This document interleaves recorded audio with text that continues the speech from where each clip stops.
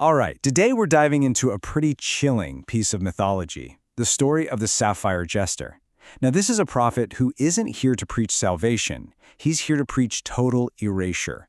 We're going to explore this wild paradox at the very heart of his gospel, the idea that the ultimate spiritual goal is to simply stop existing. Let's just jump right in with the jester's own words, because really, this one line unlocks his entire philosophy. He's not just questioning a belief here, he's attacking our most basic instinct, our will to live, and calling it a superstition. Think about that for a second. So to really get a handle on a figure like this, you have to understand the world that sped him out. And his world isn't just a setting, it's a prison. It's a reality that was meticulously engineered to make your very existence a crime.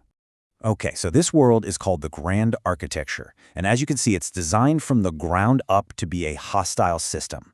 Its creator, an entity known as Sockless the Fool, built this reality on one single brutal principle: scarcity. And what that does is it immediately turns every living thing into a competitor. It just fundamentally devalues life from the very beginning. And this is where you can really see the twisted logic of the system in action. On the left, you've got everything that makes us, well, us. Our identity, our reason, our capacity for love. But on the right, that's what the system calls it: a glitch, a fleeting error, a bug that needs to be patched out of existence to restore this perfect, silent uniformity. So, how do you convince an entire population that they're just bugs in the system? Well, you give them a religion, or, in this case, an anti-religion. The Gospel of the Belly is the doctrine that justifies this whole reality. It takes the sacred language of hope and completely twists it into a sermon about consumption. At the very core of this gospel is the concept of looch. The system basically takes the idea of a soul or a life force and just strips it of all its inherent value. It says, nope, that's not sacred, that's a resource. Every living thing is just a container for this energy, a source of fuel.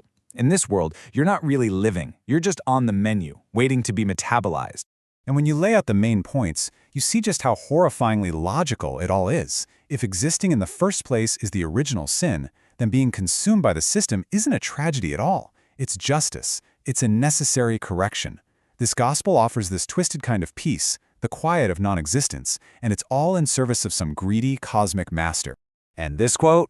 This is the jester's entire sermon boiled down to one absolutely brutal sentence. It is the ultimate dismissal of individuality. Your whole life, your memories, your dreams, all of it is just reduced to a simple metabolic process. Your identity is an illusion. Your only real purpose is to be fuel. This is such a powerful way to understand how this doctrine works. It literally weaponizes suffering.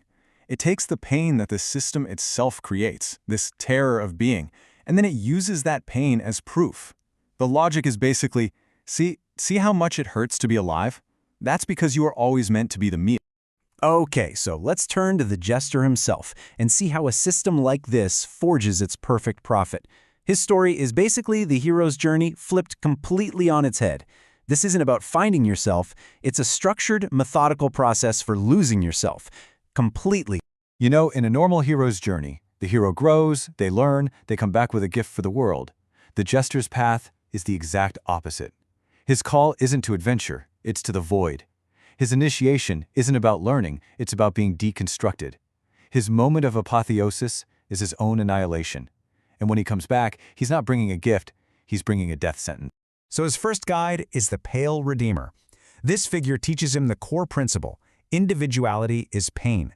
The only way to find peace is to dissolve into the collective, to just be absorbed into one unthinking whole. This is step one in completely unraveling his sense of self. Next up, the Whispering Seraph, who's basically a saboteur for the soul. Anytime the jester feels a flicker of his old self, a doubt, a memory, the seraph is there, whispering that those thoughts are meaningless, just static on a screen. It reframes his total submission not as a defeat, but as some kind of divine revelation. And finally, the all-consuming maw shows him the raw mechanics behind the gospel. He actually witnesses the furnace of rebirth, where life is literally converted into fuel. This isn't philosophy anymore, it's an industrial process. For him, this is the system's ultimate necessary correction in action. This analogy just nails it, doesn't it? He isn't carved into a masterpiece. He is unmade. A unique, individual person is melted down into a generic slurry and then just poured into a mold to become a standardized object, a single, uniform brick for the grand architecture. He's not a person anymore. He's a function. So now, completely remade as a perfect instrument of the system, the Jester returns. Only now, he's the redeemed judge. And he's not there to offer a cure for the world's suffering, he's there to deliver its final verdict and oversee the harvest. And this quote reveals the truly chilling success of his whole sermon. He actually convinces people that the burden of freedom is too heavy. He makes them believe that chains are clarity and that being erased is peace. He doesn't just force their destruction upon them. He engineers their consent. And with that consent, the sentence is carried out. The first step, the destruction of their stories. All the unique, complex narratives that make up a culture and a person are just ground down into uniform, meaningless ash.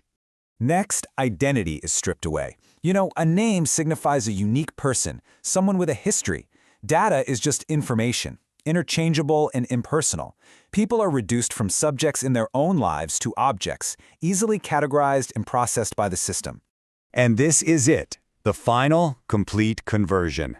The process ends right where the gospel of the belly began. The very essence of life is fully transformed into its only useful state. Luch. Fuel for the system. The harvest is complete.